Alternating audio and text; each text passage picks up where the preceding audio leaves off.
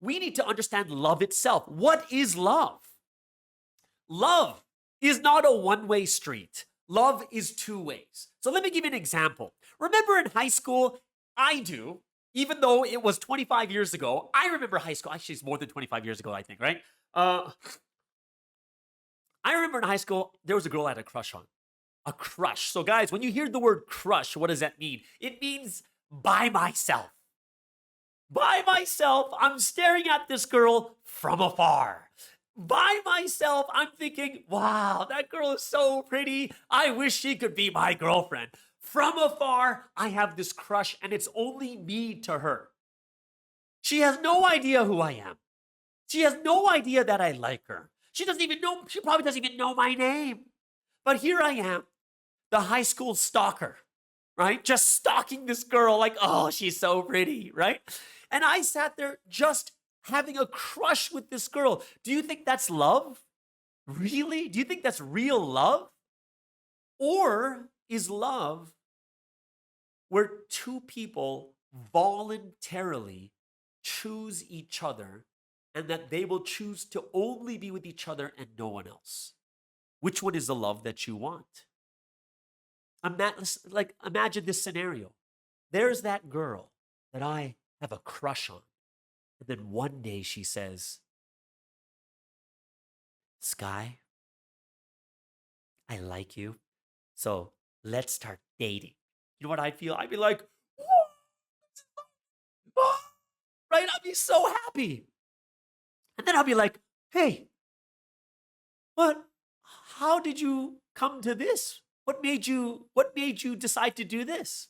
And then they say to me, well, your best friend kidnapped my parents and said he's going to kill them unless you date Sky.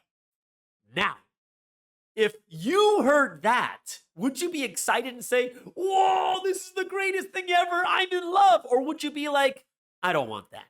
And the answer is, who wants that? A forced love. You can't even say it's love if it's forced. Imagine it's, oh, why do you want to date me? Because you have a nice car. Why do you want to date me? Because you have a ton of money. Why do you want to date me? Oh, because I heard your parents were rich. Like, imagine those were the reasons why they came to you. Would you accept it? And the answer is no way. Even if it was the crush of your life, would you accept it? You'd be like, no, I don't want that. Why? Because that's not love. It is voluntary and it is a choice. God loves us 100% unconditionally. However, when it comes to the next level of love, where you and God come together as one, there are conditions. There are absolute conditions. Let's take a look at the first one. Exodus chapter 9, verse 5. Here's God talking to Israel.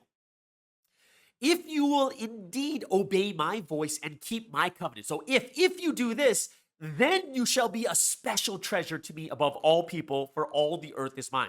How do I become a special treasure for God? How do I go above and beyond God's unconditional love? Well, I have to do what? If I obey God, if I keep God's covenant, then I become a special treasure. It's conditional to go above God's conditional love. Second Chronicles chapter 7, verse 14 says something very similar. God speaks to Israel. If my people who are called by my name will humble themselves and pray and seek my face and turn from their wicked ways, then I will hear from heaven and will forgive their sin and heal their land. Well, here's the conditional love here to reach that next level. How am I going to get forgiven?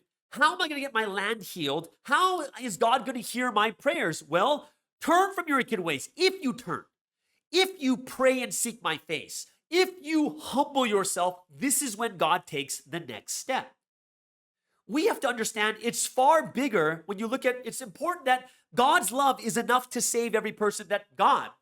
He is the person with the crush. That no matter what, he's got his eyes locked on you. And he's sitting there from afar like, oh, I want to be with this person. And that is guaranteed. But in order for God's love to be fulfilled, in order for us to be saved, it is conditional. It is not unconditional. It is unconditional that God loves us so much that he sends his one and only son to save us, but it is conditional for you to receive that salvation because it requires you to do what? Open your hand. It requires you to receive it. If you're going to eat, it requires you to put it in your mouth and chew it and swallow it. That's what it requires from us. It is so small compared to what God does. God's love required Jesus to die suffering on that cross, which is 99.999% of all the work. But that 0.00001% is that important. Why? Because it requires us to do something about it. Love is not a one-way street. It is a two-way street. And God's love, it is enough that every person that decides to choose God, to come back to God, they will 100% be saved if they choose so. Don't leave God in a crush where he sits watching you from afar, wondering if you're going to love him back. You have to fulfill God's love where you love God back. That's the key.